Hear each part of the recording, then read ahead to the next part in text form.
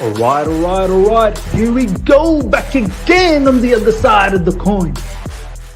All right, welcome back to the other side of the coin, ladies and gentlemen. My main man, the one that you love, ladies and gentlemen, on this channel a lot. Ryan is back with another tactical masterclass, but there's going to be a mix of punditry as well. We're going to talk about the most hottest topic that's going around at the moment in Chelsea football community, which is about Emerson. But before we get into the whole topic of Emerson, why does Thomas Tuchel prefer fast, overlapping fullbacks, wingbacks, whatever you want to call it? Why is the preference Emerson at the moment? We're going to talk about all of that. But before that, Ryan, my man, how you doing? I'm good. I had this in my pocket for a long time because I did analyze this team in particular since the summer, and I never unleashed it because the timing wasn't right, and I'm excited that the timing is finally right. So my work will not go in vain. Finally, nice. And if you all don't know what team I'm talking about PSG's 2018/19 squad. Tuchel actually played, nearly half the season with a 3-4-2-1, which is our system right now. And then I found it very interesting that the type of player profile he chose for his wing backs is quite the opposite of what we have available to us right now in Alonso and Azpilicueta.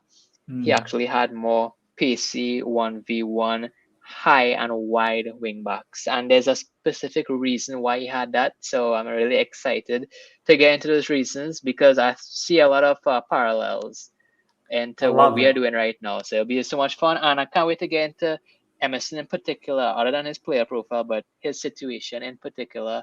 That's really good to get into also. So thanks for having me here, man.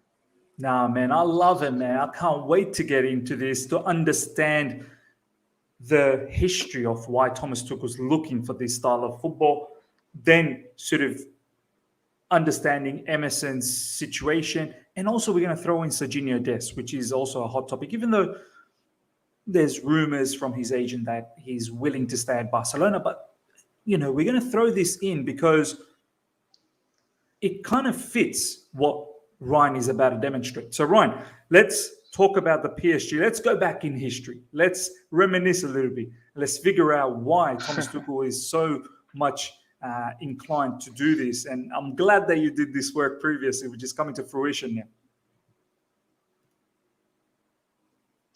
Right. So if you tuned in 3 minutes late and you're wondering, when did Chelsea buy all these players? We did not. Well, we've got Silva. They could fall for it. Yeah. Actually, that's true. But yeah, this is the squad that PSG had in the 2018-19 season. As I said, Tuchel predominantly used a 3-4-2-1. Devastating squad, bro. That looks like a devastating team. Fantastic. And obviously, Tuchel doesn't have one set 11, but this is the one I picked. Diaby also played at left wing back. Then you also had Munier players at right wing back. Then the back three, sometimes Marquinhos would play in the middle or in midfield. So it had Draxler would come into midfield. So a lot of changes, but this is what I went for because I like these players most. That's why. But yeah, so this is PSG's team. They use a 3-4-2-1. A lot of Chelsea fans don't know that Tuchel actually used a 3 at the back before, and I always see comments. I didn't know that. I always see comments saying, "Ryan, what are you talking about? Tuchel never used 3 at the back before." And I didn't have a YouTube account before, so I never really commented back. But this is my response to you all now. I had to come on a stream and give you all a response. So he did use it, and there's a lot of parallels as to what he did in that season to what he's trying to do now. I think that when Tuchel now came in, he kind of picked up the scraps and he went with the simplest format possible for us to progress in this formation, right? Yeah. But now I can see he's going to have more advanced or more in-depth tactics, which he actually used back in 2018. I see a lot of similarities that I want to get into. So if you don't have any questions, you want me to get into it? Or? Let's get into it, bro. We'll probably have some questions while you're demonstrating. Okay, so I'll just go with similarities first. Similarities first is that the midfield pivot, the double midfield pivot. As we know, PSG is the champions of France. So not defending champs right now, but they were back then. Yeah. And against champions of France, there's very rarely a time where teams would press you high. Most of the times they would set up in a low block. And the job of first place or second place teams with good reputations is to learn how to disrupt or break down a low block. That's why we saw us having such difficulty back in October or September before we had that purple patch in November, because we had to figure out how do we break down low blocks now after being a counter-attacking team for so long from January to June. So let me just put in some codes here just to represent the different lines of defense, because it's very important. Because what I'm going to explain here is in the context of a game scenario. It's not alone in the context of without any defenders around. So bear with me while I get these players in. I'll go with a back five, because it could be a 4-4-2, but I'll go with a back five because that's more realistic. People To be always honest, try that to is match more us. realistic, because when you set up a low block, they generally will have a lot of defenders in the back line. Do you know what I mean? Yep. So I'll go for a 5-3-2. A lot of teams like to defend us with a 5-3-2. Yeah. So I'll go to a 5-3-2. Cones represents players, of course. So yeah, a 5-3-2. Most teams try to defend and press us with this formation. So what's the first similarity I would say is that we have defensive midfield pivot players, meaning, yes, they contribute and they are the main source of vertical passing, which is the catalyst for attacks, but they do not roam up here as attacking midfielders as much and score in positions. Maybe sometimes you would see Loftus-Cheek or Kovacic get into those positions, but ultimately, the majority of the times we are defensive. The purpose here and the ultimate purpose of this, I should have probably said this first, is that to break down these kind of defenses, you want to spread each of these three lines as far apart as possible. So line Create a one, gap in between. line Gap in between. exactly, line one, line two, line three here. So you want to create as much space between those lines as possible for your players to operate in. That's how you break down the lines. There's two concepts we have here. First concept is as much space between the lines as possible, you need to create it. The second concept is getting numerical superiority or advantage to break these lines, right? So first we're making the space, and then second we're trying to break it down. Nice. So first step is having these players deep here, this midfield pivot, right? Right next to our back three. What that does, it kind of sucks in this midfield three to come and press, right? I know you're thinking here doesn't have a lot of space, but when you think about it in the grand scheme, we are outnumbering their first line 3-2. So we pass that very easily, right? Yep. From here, you can see that you can see here now that we are outnumbered 3 versus 2. So this comes the main thing is we need to gain back numerical superiority to get through this line of defense. And how do we do that? Which players do we want to have in these areas here, turning and getting between the lines and creating to score? And that's a big question we have to ask. In PSG, they have Neymar and Di Maria, one of the best between the lines in the world. So are they going to shy away from that responsibility and say, nah, I'm just going to chill up here and let Bernard do it? No way. They're going to look for the ball, bro. They're going to charge in. They'll be like, nah, bro, I don't want to score. Let Bernard come and score for me. Hell no. No way Di Maria, Neymar, and Mbappe will do that. Well, now that kind of gets us in a kind of predicament here now. Because if we allow Neymar and Di Maria to receive, let's bring on the ball, right? Yeah. Where's the width, right? Yes, where's the width? But to receive the ball, they can relatively and easily get marked and have to play with their back towards goal. And they can relatively get closed down very easily if they do not have a certain level of protection. And what protection we are talking about? I call it setting up the battlefield. This is I call it this way. I didn't learn it anyway. I just think it's a cool figure of speech, setting up the battlefield. The way I think about it, it comes from the Johan Cruyff era, that study of football, right? And it went down to Wow. Pep, and then it went down to other managers inspired by Pep. But um, we can see it with Xavi now. You saw that video with Xavi too. He says Oh, that he wants bro. wide players Yeah. up top. He wants Yeah. wide players up top. Let's just put our two wingers up top, right? Mm. He wants wide players as wide as possible advance so we could stretch that back line as Yeah. much as possible. When you stretch that back line as much as possible, it allows as much space. Remember, that's our first criteria, Yeah. as much space as possible between the lines for these players in midfield to operate. Mm. Um, this is what Man City does a lot. They would have their wingers wide, and they Yeah. would have their Their wingers are attacking. so wide, so wide. Yeah, and instead of a back three, they would have like a 2-3-2. So this would be the Mm. midfield three. This would be a two inverted wing backs there, and this would be De Bruyne and Bernardo Silva or something, Correct. right? Correct. And then it had Yep. Sterling and Foden or something, right? Or Yep. Mahrez. So they would have enough space to operate. But the most important thing you need to know, they need to operate unmarked, and that is why these players have so much time on the ball, unmarked. Obviously, they'll eventually get closed down, but Mm. having someone engaging the fullbacks or wing backs of the opposition's back line, right, Yeah. buys these attacking midfielders between the lines at least 3 to 4 seconds to make a decision before they get closed down, before they Yeah. get closed Yeah. down. And Yep. that 3 to 4 seconds in the realm of football time is like dog Is years. huge, Yeah, huge, and it's especially huge. when you give it to players like Neymar or Di Maria or like KTB and those kind of players. That's a lifetime of time given to them. Yeah, so we call it spreading the battlefield. We spread our battlefield. Now you have a lot of space between the lines, and obviously we outnumber them with three. I'll change it because this is Man City's logic here, but we outnumber them with a 3-3. So all of a sudden, this guy can't even go back and mark anymore because they're outnumbered.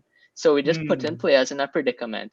If they try to close down him, now this guy is free for the pass. Somebody's Yep. always free, and that's what Xavi said in that video too. Find a free man, because once you outnumber somebody, there's always going to be one free man in that line to break down that line. And Yeah. that's what Tuchel is trying to do. I think a lot of inspiration from Tuchel's tactics. A lot of people see him as Ralph Ragnick's son and this and that. Yes, to some extent, the tactics in the pressing maybe, but I would say a lot of Tuchel's tactics is inspired by Pep. To be honest, I find there's Hmm. a lot of similarities. But let's get back to PSG's formation, Yeah. please. Yep. And I was just explaining setting up the battlefield in terms of Manchester City, just so people could understand and Yep. relate to what I'm trying to say. But so in the terms of PSG, what they would do is that they would have their wing backs high and wide. They would have their Mm. wing backs almost as wide wingers.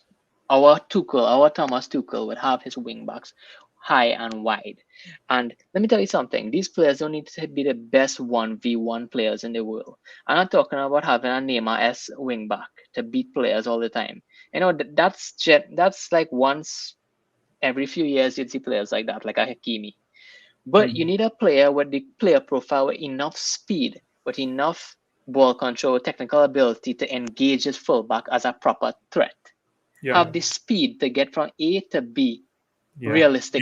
So You have always talked about that speed from A to B. That's the yes, most important from part with A Thomas Tuchel, to go to B. from A to B very quickly.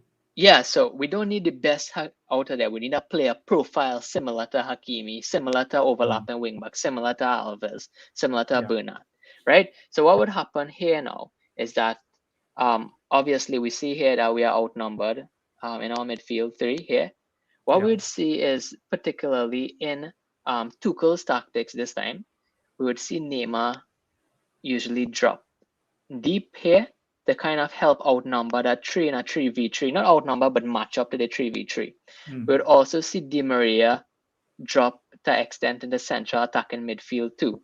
All of a sudden, you can see that central overload diamond unfolds here. Yeah. And I know a lot of people thinking central overload diamond Tuchel doesn't do that with us. Well, because there's a reason he doesn't do it with us. I'll get into that later, though we'll change back to Chelsea later. But Mm. yes, a central overload diamond here. And what that does, it allows you to do two things, Miss. Let me just erase that. But keep in mind this diamond. Yeah. But it allows you to do two things, Miss. It allows you, one, to outnumber this midfield and break that line. But Mm. secondly, and this is by one touch pretty passing to it. This isn't by only beating players. Mm. And then secondly, it allows Neymar and Di Maria to get on the ball into massive space between the lines where they could cause destruction. Now, all of Yeah. a sudden, players are put in, the back line is put into a predicament because, listen, these midfielders are going to get back and catch Neymar and Di Maria in this position. Let's Yeah. be honest here. So they'll have a predicament. Yeah, either centre back comes out and then the wing back has to go.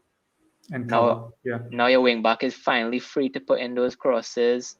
Or a second option is that everybody shifts to the side, like what we said in our last video, but it would Mm. leave Alves unmarked. If you have a player like Neymar in this position, one long ball to Alves and that's it, you're destroyed. So you put that back line. When you set that battlefield, guys, you put the back line in a predicament, right? Do I Yeah. close down or do I stay back? No matter what they pick, they will damage themselves. And these players need to be smart enough to find where they can damage and be clinical enough and lethal enough to finish their chances and get in behind and move. Because all of a sudden you have Mbappe here, don't forget. So these three players mix and match and alternate all the time to get in behind with this front five here. And that's how they played some very beautiful football. They found a lot of success with this formation. They won by wide margins a lot of the time. Can, And can I just quickly pause you there for a second because this is such an important point, and I feel like um, in the match against Spurs, and correct me if I'm wrong, the way we dominated their midfield, we saw a lot more involvement. Obviously, not just Saul and Jorginho, but we saw Mount and Ziyech get into that diamond sort of situation that you described. Um, and I would just want to say to the fans that whenever we say that, oh, the pivot's not working, you do need to think broader. Yes, individually, maybe at times they may not be performing well, but it's not always individually. Sometimes, if those players, as Ryan's just shown, Neymar and Di Maria, and this is what I mentioned, I think a few weeks ago when a lot of people were blaming the pivot, and I said I don't think it's necessarily the pivot. It's the inside forwards that are not coming in at times to create that overload and outnumber the opposition. Um, whether that's because our current wingbacks are just not good enough to bomb up, as per what Ryan's demonstrating here, but then they need to tuck in midfield to create whatever you do need to overload, whether it be Pep's fullbacks tucking in, or whether it be Tuchel's wingbacks going forward and the inside forwards coming in. You have to create some sort of a overload, or else that pivot just two. You can have a Declan Rice, you can have Shermany. It will still not work out. It will still not work out. I mean, am I correct to say that, Ryan? listen, you're more than correct to say that. And I want to say something also and add on to that here. Now, a lot of people call it the Tuchel, Iban, or whatever, right? Listen, Tuchel can easily go back to an easy option and build our play from wide areas like this, like what we see last season, and then we go up and we play indirect football and side to side passes, trying to break down a low block like on the Lampard. He could do that. But you know what? He's taken a bold decision himself. He's betting on himself and he's trying to change the philosophy of Chelsea football to an attacking philosophy. For years, we have been known for a defensive team that won championships with throw defenses. Now he's trying to change that philosophy to make us attack. And he's trying to change our attacking philosophy to one that is renowned all over the world and has a good proven attacking philosophy, direct, vertical, one-touch passing, quick movement, football. That's what we want to see. Together with the pressing, he's bringing a 2-in-1 for us, and we should really appreciate that. And that's why I think he needs to be backed. But Miz, that's why I think that he would opt for a player profile like Emerson. All right, now we're getting to the nitty gritty. Now we're And getting into the nitty gritty. but I think he would opt for a player like Emerson. As I said, him is that you need to get from point A to point B. And when I said point A, one thing that remained the same with Tuchel in PSG and Chelsea is that he builds play in a staggered 3-3-1 as such. And I'm talking about Tuchel as of the last 2 months in Chelsea. Yes. A staggered 3-3-1 as such, right? So let me just show y'all, because people get confused sometimes. And I think we saw this against Chesterfield as well. A lot of people were confused what formation, and at times it did look like 3 with the wing back, sometimes 4. But to be honest, I felt like it was 3 with Lewis Hall, Sarr, and Christensen, and it was staggered like this. It was a 3-3-1. Really, it was a 3-3-1. So what happens with this 3-3-1 is it gives. So just know this is a 3-3-1 here. I'm going to erase it all now, right? Because so everything will be clearer. But what this does in build-up play, we can have Bernard here initially, part of our midfield 3. Bernard, which is our left wing back, right? If we're building play from the left-hand side, of course. And what it does, it allows, sorry, let me bring Neymar back to the left. What it does is that it allows the option for fluid attacking football. Now, Neymar could be the active action in this move, right? He can be the first mover on the chessboard, and he would dictate what Bernard will do next. So he can go wide, and Bernard will come in more inverted positions and receive the ball. And now you can have Mbappe drop in our next overload here. What you can see else is that why we wouldn't. Alonso could do that part very well, right? Let's make no mistake about it. But for this part here, when Neymar decides to drop here and receive the ball between the lines here, what Bernard will have to do very quickly before Neymar could get closed down is provide provide a threat. So yes, I'm not telling you Bernard is going to reach here in 1 second. No, Bernard. Sorry, I'm only calling him Bernard. Bernard. Bernard is a cool name too, but Bernard, he can't reach here in 1 second. But what he can do is show intent that he's already here in half a second. But by the way, just to quickly pause you there, just hold that thought. Have you seen a clip that's going sort of viral of Lewis Hall bombing forward as soon as he won the ball deep in our half? He then started a counter, passed it to Kovacic, but he continued with his run, moving forward, giving Kovacic with another option up front. Basically, he wins it in our defensive half, starts the run, passes it to Kovacic, but he doesn't stop running. He keeps bombing forward to give that extra option. Exactly. And I thought that was brilliant. And this is what you're explaining right now, that added option that just throws the defense off. It throws the defense off. It makes this guy go on guard now. Now he can't drop here now. And when he goes on guard, now Neymar has the ball freely. And now he can cause damage now. So not only that we outnumbered and beat their second line of defense, now we have disrupted this last line of defense, creating another space between the lines. And that's why I think Emerson could do a job. Listen, I'm not going to say Emerson's going to be like Hakimi and he's going to come here and beat players one-on-one and rainbow them and then cross the best ball ever and shoot. Well, I'm saying that he has the physical capability to do this tactically. Tactically, he can get into these positions and do this job. It better than Alonso. He has that ability better than Alonso. Yeah.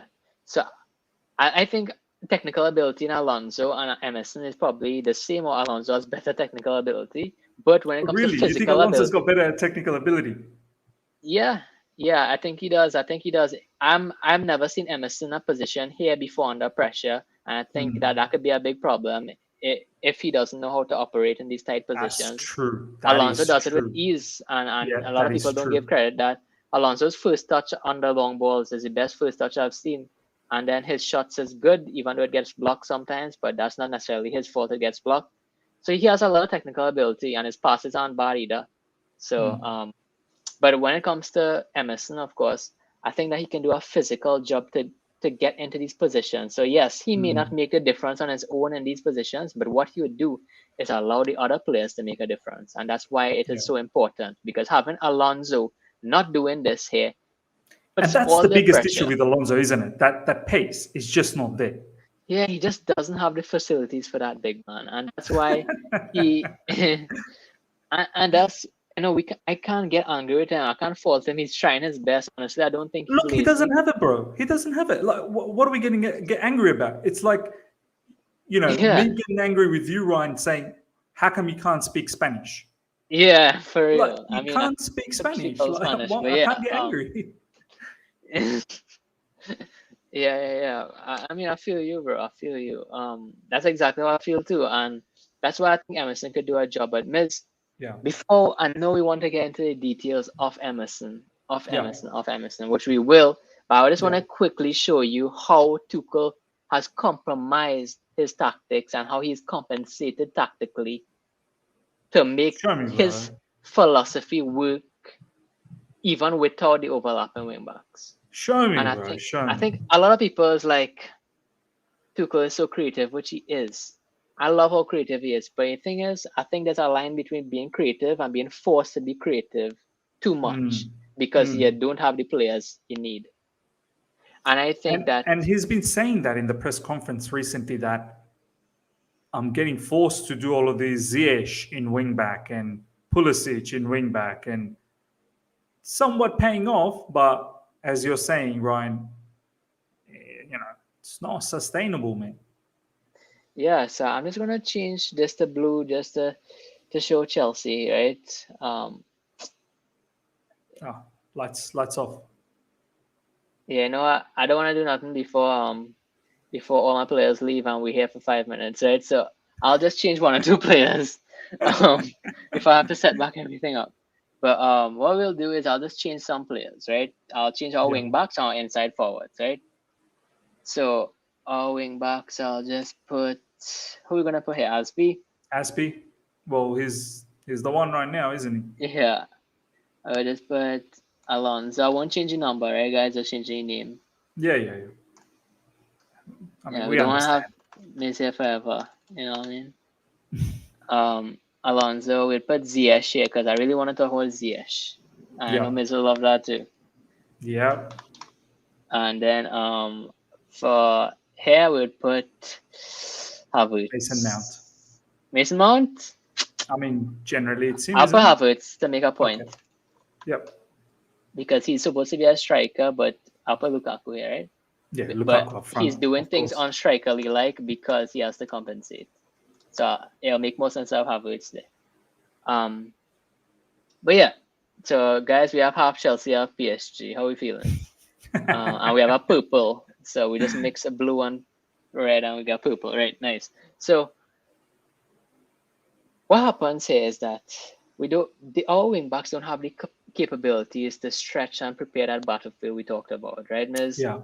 So Yep. what Tuchel has been doing recently, he's been trying to do two things. One, despite not having the squad he needs perfectly, he's still trying to implement an attacking philosophy where we can have two players between the lines to help and overload the midfield like a midfield Yeah. diamond in case. Yep. So that's Yep. part of his philosophy, despite formation, despite personnel that he wants to keep, right? Because he wants to change us from a counter-attacking team to a possession-based, beautiful vertical attacking team, right? Yeah.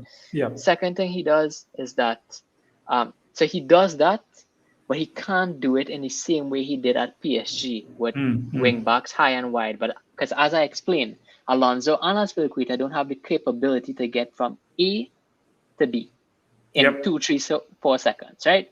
Mm. So what he does instead is that he has our wingers getting very wide. He has them Yeah. hugging the touchline almost like Pep, almost Mm. like Pep. And what that does is that it allows our wing backs now to be the ones to get in between the lines and create that Mm. little diamond there. Before, I think when it had Reece James and Chilwell, it was more evident that this diamond was really evident. Like sometimes Mm. Reece James would be here and then Yeah. Alonso would be here. But We've seen Chilwell as a false nine sometimes. yeah, and then what we'd see even too, like when Reece James was not around, when Reece James, sorry, what we'd also see too is that Tuchel even wanted us to have that extra number up there because our wingers, even though they could go wide, they don't have the one-on-one capability to beat players alone like a Neymar, Yeah, like a Mbappe, right? yeah, So they yeah. would always need help. They'd always need players around him. Unlike Hazard, who could be in his position and beat players on his own and cross, they can't do that. So what we did also is we changed from a midfield double pivot to a single pivot, allowing Kovacic to get more here and Alonso to get more forward up, Yeah, so where he yeah, can interchange with Havertz and Alonso. So this kind of allows this to come back in a way that Havertz can get back into striker positions, Alonso yeah. could interact and change. But at the end of the day, Aspi will still be here and Ziyech will still be wide. So there's still some compensating being done, right, Miz? But you know Yeah, what the real problem is? Because I want to wrap this up because I've been saying this a while now, so our viewers know this. But what I really want to say is the predicament that not having overlapping wing backs does to us. Well, yeah. quick ones that is. What it does, Miz, is that we reiterated so much that having Bernat and having Alves there bought the inside forwards time to receive the ball relatively unmarked for 2 to 3 seconds where they can turn Correct, and cause damage, right? correct, correct. What happens is that when our wing backs are now placed here, as you can see, like in our build-up play, and they can't get forward, Yeah, right? yeah. What happens is that now, upon receiving the ball, they can now get closed down because there's nobody engaging this fullback anymore. There's nobody here to threaten that fullback, Yeah, right? and that, So that what happens? fullback will track that inside forward. Yeah, so all of a sudden now Ziyech is the tip of this diamond. I always say Ziyech is the tip of this diamond we have here. You can see 4 players making a diamond here. He's the tip of that diamond. And when he is called to be the tip of that diamond, meaning that there's nobody engaging this wing back, so he's closed down, he can't on his own turn and beat players and then cause damage. And I would say not only Ziyech, but Mount cannot do it often enough. Pulisic cannot do it often enough. Hudson-Odoi, nobody in our inside forwards No list one, could do it. no one, no one has that Especially ability. Werner and Yeah, Ziyech. Both of yeah. them struggle most, as opposed to Mount, Hudson-Odoi, Pulisic, who can do it to an extent. But you see, Ziyech and Werner, both of them cannot at all turn and beat players. Cannot. They When don't have the ability. when they're pressured, both Werner or Ziyech, they don't have that ability, as you're saying, to just turn the defender and then boom, go past them. It's just not in their remit. Do you know what I mean? Like it's just not in their capacity. Yeah, it's just not, and that's why we saw sometimes we see the best Ziyech performances when we have someone overlapping here. Like earlier this season when we had Hudson-Odoi playing right wing back or winger, right? But the thing is now that we don't even have Hudson-Odoi there anymore, what we'd have to do is sometimes Lukaku would have to come right and allow Ziyech to buy that time, right? Or Yeah, sometimes Havertz would have to come left and allow Alonso to buy sorry, not Alonso, to allow somebody else to buy time, like a Mount or somebody, right? yeah, And we would see that now not only our wing backs are compensating, now players who are supposed to be in the box waiting for crosses have to compensate now in order to get Ziyech on the ball, in order to yeah. get Ziyech on the ball unmarked. And this is the lengths that Tuchel is doing to keep our team being a vertical attacking team, despite not having the quality to do it, despite not having the personnel, sorry, not quality, to do it. He's trying these things to an extent that now it's kind of spreading us thin and making us, instead of tactically dynamic, it's making us tactically limited. And that's exactly what he said in that press conference. 100%, 100% bang on. This is why he wanted wing backs. This is why he wants pace. This is why he's searching for wing backs this particular window as well. And now let's talk about the whole Emerson situation. Let me just take this off. Let's have the pundit Ryan back now. Ladies and gentlemen, hope you guys have enjoyed that tactical view now to understand why we are looking for pace. Just remember, the key phrase is going from point A to point B very quick. And that opens up the avenues for the inside forwards, the midfielders, strikers. Hopefully can then, expect a really good cross coming in. All things are so much dependent on these fullbacks being quick, these wingbacks being quick. Even this season, if you remember, some of our best matches were played when we had Reece James and Chilwell absolutely bossing the games from the wing-back position. So this is not a surprise. Now, Ryan, let's talk about the whole Emerson situation. We've established that this is what Thomas Tuchel has done previously in PSG, but yet, Ryan, we've seen Emerson being the player that's been let go of as opposed to Alonso. So to start this story of Emerson perhaps coming back, I want to start from the beginning by asking you the question. I want to hear what you have to say, and obviously the live chat as well. Why did we let go of Emerson in the first place? Why not Alonso? Yes. Upon thinking about it, I think, in my view, that we had three left backs, right? Three left wing backs, right? Yeah. Chilwell, Alonso, and Emerson. I think that they rate Alonso higher than Emerson in a transfer market point of view, right? So I think that they rate Alonso. Emerson higher. Is that what you said? They rate Alonso higher than Emerson. Okay.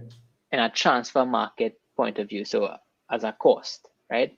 And I think that the prices that Chelsea would accept for Alonso is a bit too high for what people are willing to pay for him in a pandemic, right?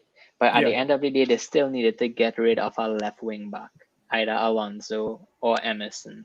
And I think they found a situation that a club came in for Emerson and they were okay with him going on loan because they wasn't going to get anything for Alonso this transfer window. So they were kind of put in a predicament that, okay, if it's not one, it has to be the other. And Emerson was probably open to it because he wasn't getting any game time really under Tuchel.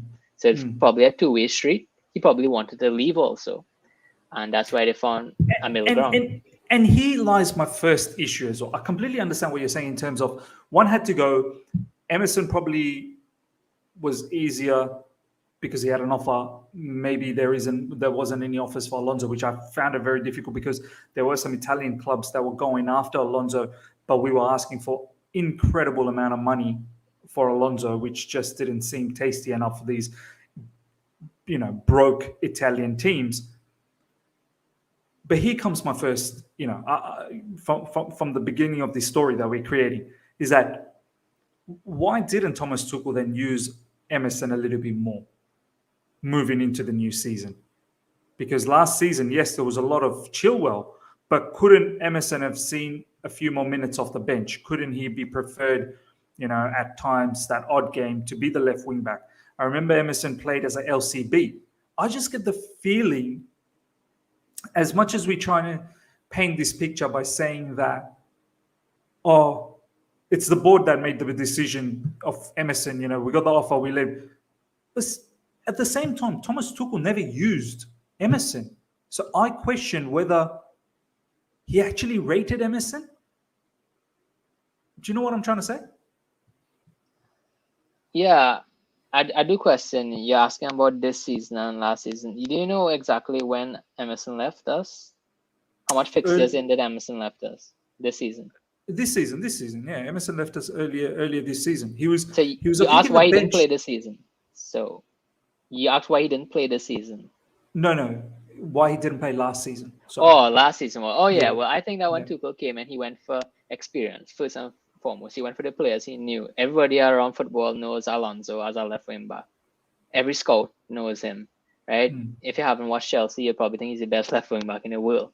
So he went straight off the bat. He went for experience in our team. He brought back all our experienced players, and that kind of won back the dressing room and stabilized our results. Secondly, Chilwell started putting blistering performances coming into that end of the season, and he won back his position. I think from a ranking point of view, Emerson never really broke into our team as a 100% starter. He never really broke in. I think it once under Lampard he did. He did, and and then he got injured. I think he was really good for that month of August and September. He got injured in that October. I remember I was a huge fan of him that time too. Bro, he was like one of the best left backs in the league. Early parts of Frank he's Lampard's quick, first season. dynamic, so good. So I And think then at he the went end to that international break and he just got himself done. yeah, I think at the end of the day, what he rated about Alonso is it gives him a second option, right? I think that particularly when we had Werner up top, Werner and Havertz up top, we needed someone who can be an aerial threat. So sometimes against low blocks, we would have Alonso as an option last season instead of Emerson because Alonso could provide an aerial threat against low blocks. That's why so much times against counter-attacking, when we were counter-attacking, we played Chilwell. Like also that's like Champions League and cup ties and exactly like that. And big games and then smaller games against low blocks, we would see Alonso come in really because for that aerial tactical shift. So I think he had two different options, Chilwell and Alonso. So basically what you're saying is that Emerson just was surplus to requirements. Like he was a poor man's Chilwell. Yeah, he's a poor man's Chilwell because you have Chilwell, so you're not really going to use Emerson for those Chilwell situations. And then if you were to mix the strategy for different purpose, then you have Alonso if you want to open up teams in a different way. So what you're saying is Emerson surplus to requirements, poor man's Chilwell. Do you know what I mean? Yeah, I think he was a like-for-like player profile to Chilwell, and Chilwell was just better at executing it. So he was just, I think Tuchel, as I said, for our forwards at that time, we needed an extra option, a different tactical option. But now we don't need that. So now let's progress this story a little bit further. So he was let go of. Now Chilwell, the poor man's, the real Chilwell is injured, and so the now we are poor man's, Now without Chilwell, we are poor, and we need the poor man's Chilwell. Which is now we're poor. Now we're poor. Now we're poor, and we need poor man's Chilwell. So Chilwell's injured for the rest of the season. Yeah. And the Chelsea hierarchy and apparently Thomas Tuchel, the preference is to bring back Emerson, who is the poor man's Chilwell, now that we are poor. Mm-hmm. I want to now spin the story a little bit and ask you, how's Emerson meant to feel about this? That, dude, not only you let me go, but you put a buy option on me, which means that's it. You're not coming back, Mr. Emerson Palmieri. Your Chelsea situation with us is over. He's balling for Lyon. Last I checked, he's a regular starter for them, one of the important players. And he's doing well there.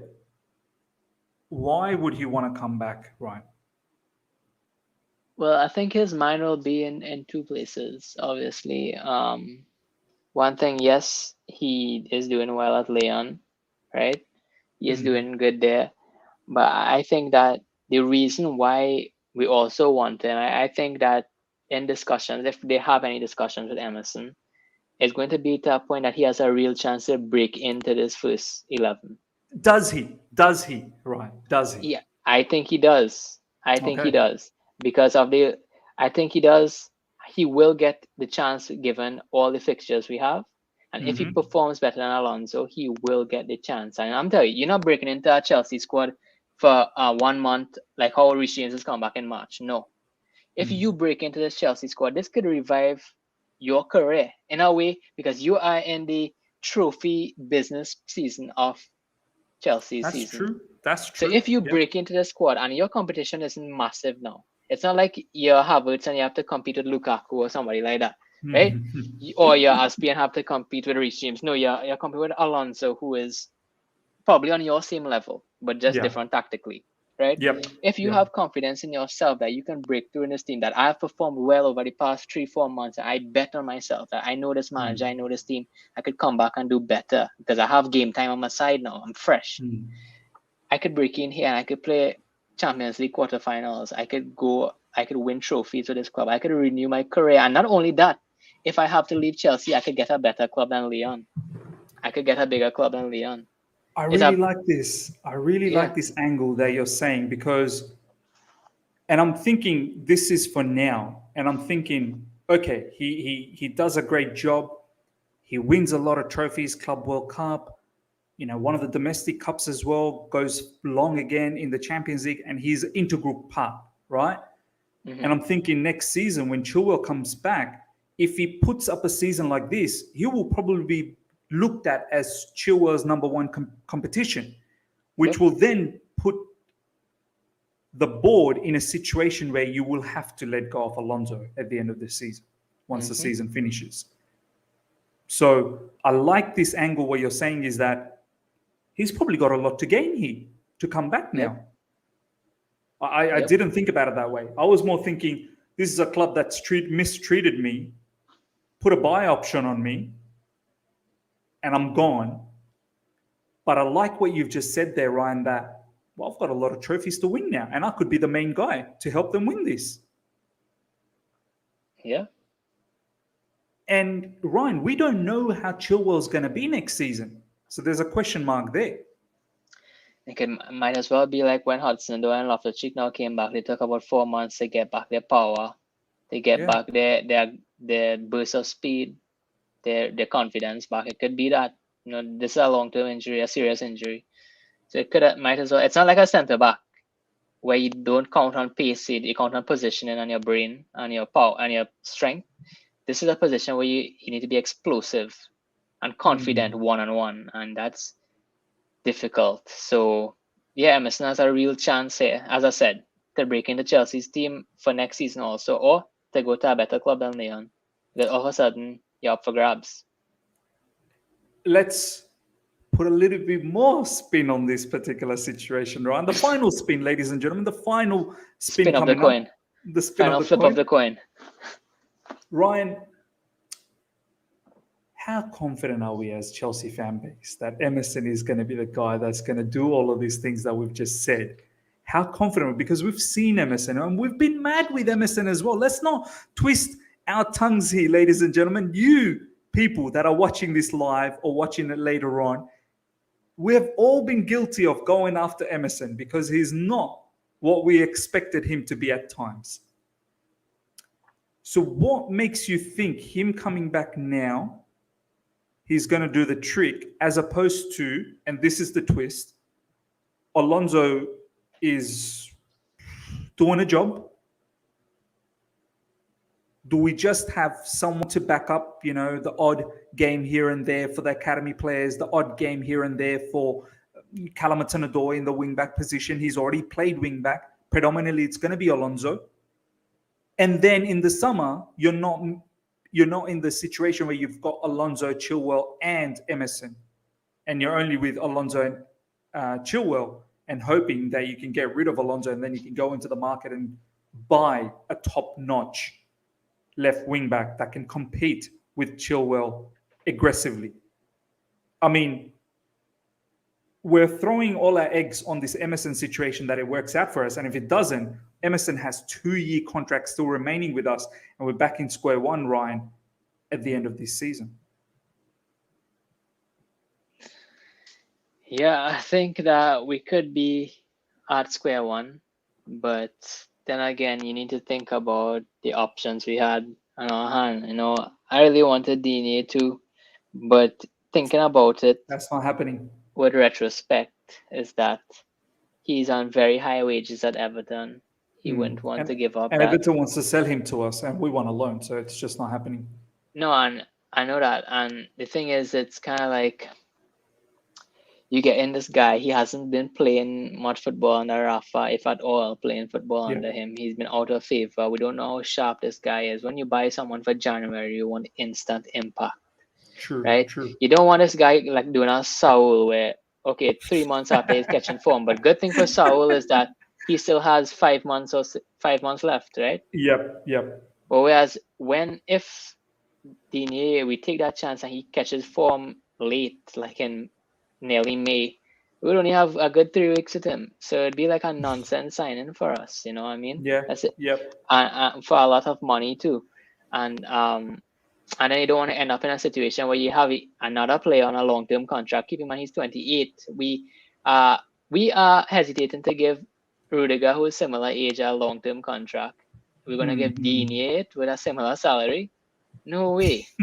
After Rudiger's one of the best in the world at centre-back, at left centre-back.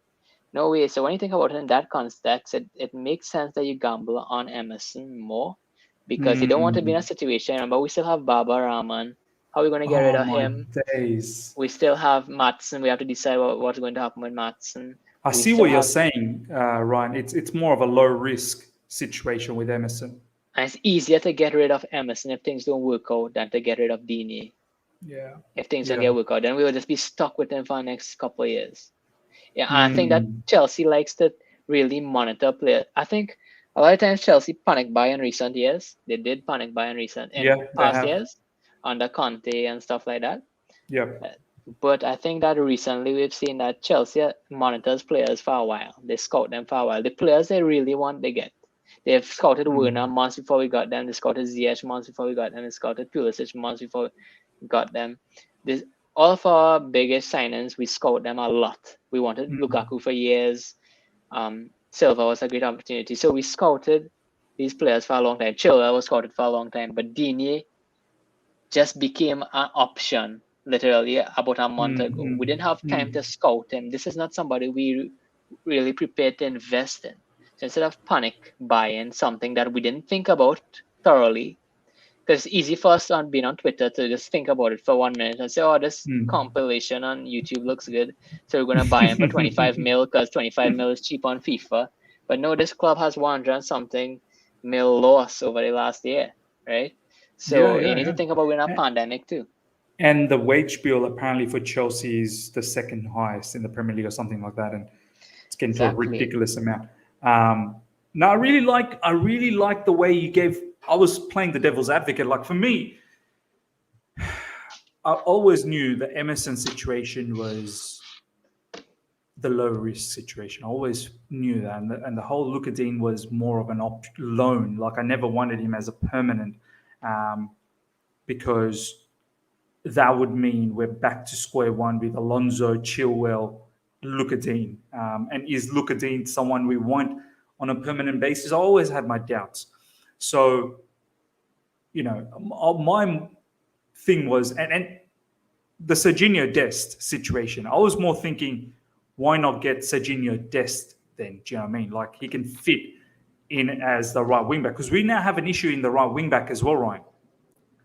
We have an issue in the right wing back. We don't have adequate backup there with Azpilicueta. And I just thought that someone like Serginho Dest, who can be used as a right wing back, but can also, if need be, fill in as a left wing back. He's done that. And him being young, to be honest, cheap. I think that we might still go in for him, even if we get Emerson. I think that's the plan, actually. Probably we could probably get him on a loan, actually, because Barcelona's they're still trying to register Ferran Torres, and they need to get some players' wages off. So it's probably a better opportunity to get Dest on loan. He could fill that player profile, as we said, but honestly, I think it's best having someone like Emerson, who's a specialist on the left, rather than having. Why bring in somebody if they could play a shift? No, you play in somebody who can do a job proper. Could do a proper job, not play a shift, right? Yeah. And then, because you might as well then just use Chilwell, Callum Hudson-Odoi and Pulisic and all of that, because they can do a shift. Remember, Aspi, he's a kind of player that needs to back up. Christensen has injury problems now, and Chalobah. So now you think about Aspi as probably a right centre back. So having Dest there, he wouldn't just be someone who could come and fill in. He would be someone who could probably start at right wing back for us. So for you, would you say January then, not just Emerson, but also Dest? Because we have an issue on that right side as well. And from the tactical point of view, Dest would be able to carry that out. Yeah, we might have to pay some fee to break contract with Emerson, which wouldn't be a lot as a new player. And then Dest would be just wages. Because if we get him on loan, and if a loaned option to buy, because if he does really well, let me tell you something. Football fans have a very short memory. Short memory. I remember watching Barcelona when they struck that good patch of form under Koeman, right? With a trader back. I remember I came back and tell you that was the most enjoyable trader back I've seen, other than Atalanta and Inzaghi and all these guys, right? Because part of the reason is because of Dest. I think that he was absolutely incredible attacking on the right hand side. The way he linked up with Messi and all these other players, the way his technical ability on the ball, how he could dribble past players, how he can invert, how he can get wide, his ball control, everything about him. I thought that he's a player that's going to be one of the best in his position in the future. And listen, we're not asking him to come and play right back. We're coming to ask to play right wing back.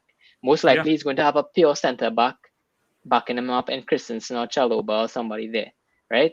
So he will have that backup. Plus, you have players like Jorginho and stuff backing him up. He can be a fantastic option for us, especially to get the best of our right-hand side attacking midfielder, who most of the time is either Mount or Ziyech. And those are two players who needs to drop deep to have a better impact. Having Dest there up and high would really solve that problem for us. And if he's not good enough, we'll play Aspi or something, or just send him back to Barca. It's a low risk situation. I think we should get both Emerson and Dest. I'm a fan of Dest, to be honest. Wow, this is fantastic. Well, there you go, ladies and gentlemen. You've heard it from Ryan. We've tried to give you a holistic point of view of this whole situation with Emerson. Lucadini is off the market, is going to Aston Villa. We never wanted him. We thought about it in a sort of loan situation, but Everton wants a permanent. So that's not happening. Emerson, as you heard from Ryan, why it might be tasty for him to come back. I was more sort of thinking, why would he come back? But now listening to Ryan, he provides the other side of the coin, I suppose, the other side of the coin. And then explaining why he could possibly have a second shot at Chelsea career. And you just never know. And if it doesn't work out, once again, as Ryan said, it's a low risk.